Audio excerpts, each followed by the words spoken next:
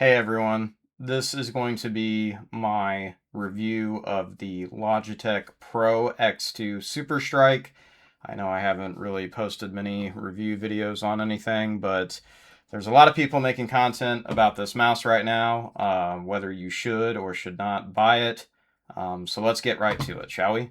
So to begin, as you can see, the mouse is quite literally the same size dimensions as its predecessor, a Superlight 2. I'll just cut to the chase right away because you guys can see that I have the Super Grip on my mouse model, and you're probably thinking, well, Kevin, how do we even know that this is actually a Super Strike 2 and not just a white Superlight 2? So I'll eventually show you in G-Hub that I do have the mouse, because I don't know that if the clicks, if I take it over to my microphone,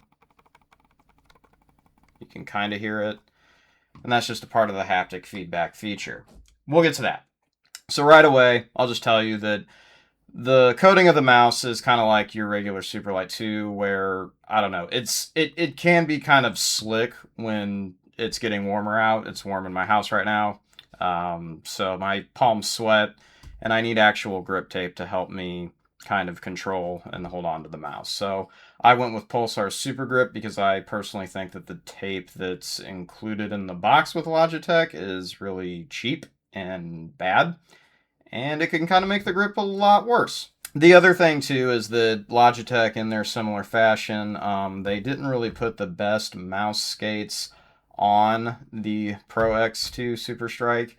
If anything, I would suggest that if you do get this mouse, you would want to replace them. And I have some core pad controls on my model, just like on my Superlight 2 model. So the UT-PFE, I believe, is what the standard feet are called. I would personally not leave them on. They feel really, really slick on any pad. I think they're made for glass, but in any case, I would not suggest keeping those factory mouse skates on.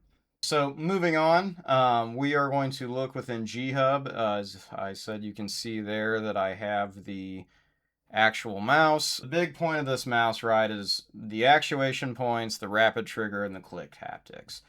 So with the actuation point, it's just kind of like how much pressure can I really put on this before it registers a click. And to be honest, I have my left click pretty low. I have my right click a little deeper just because of the fact that I don't want to do an accidental click and then I might accidentally alt fire depending on what game I'm playing.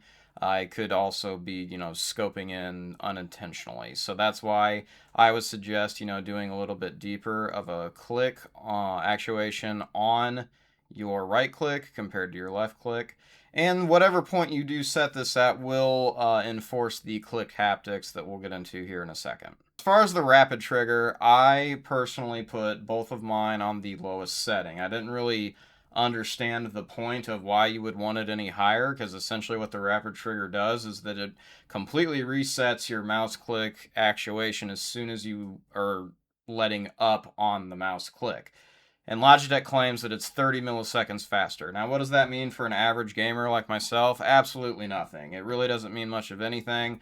I've even tested it out a lot in Valorant, and yes, it does somewhat appear you can do faster one taps before having to really control the mouse and pull it down on the recoil, but it's nothing to get very too much excited over. Click haptics are the next thing, and this is really just how strong you want the feedback on the click of how it's going to feel. So I have mine set at 3 for both because I do kind of like a little bit stronger of feedback, so I know that I'm clicking the mouse.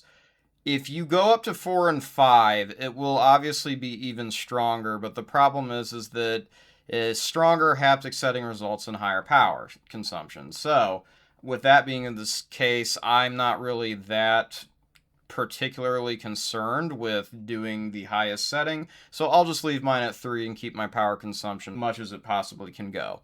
So in any case, this is kind of like the nicest part about the mouse, is that this feeling actually does feel really, really good. It kind of basically feels a lot better than like your standard clicks on the Superlight 2. I just think they feel a lot better.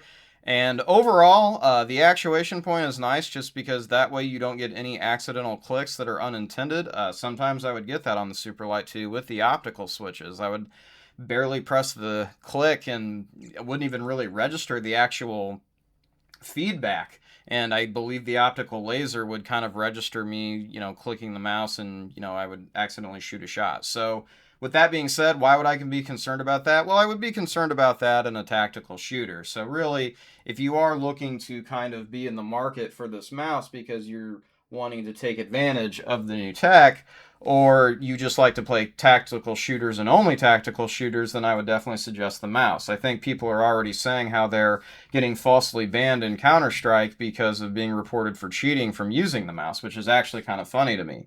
In any case, if you're a fan of the Superlight 2 shape and you're kind of wondering, should I do the upgrade, I would just say that, well, if you have $180 to spare, then yeah, go ahead and upgrade. But if you're not really looking to be a pro gamer, or you don't have the financial capability to upgrade yet, I would not suggest getting this mouse. Basically, because if you don't need it, you don't have to have it. Again, it's just a technological advancement, and it's a nice thing to have. And for those of you like myself that just kind of have that disposable income to get something brand new, and because you want that nice new shiny mouse, then sure, go ahead and get it. But otherwise, if you have this or something similar and you're not overly concerned about the tech upgrade, then I would say, yeah, just stick with your normal mouse. So I hope that this review kind of helps you in your decision making. Again, this is coming from someone who's very much a casual, like to barely above average gamer, depending on what game I am playing. I am in no way very great at anything or even remotely close to a pro player, but I can at least give you a valid, honest opinion as a typical everyday person that's just games for a hobby. You can take my advice or you can not take my advice. Do whatever you want. But until next time, thank you guys for watching.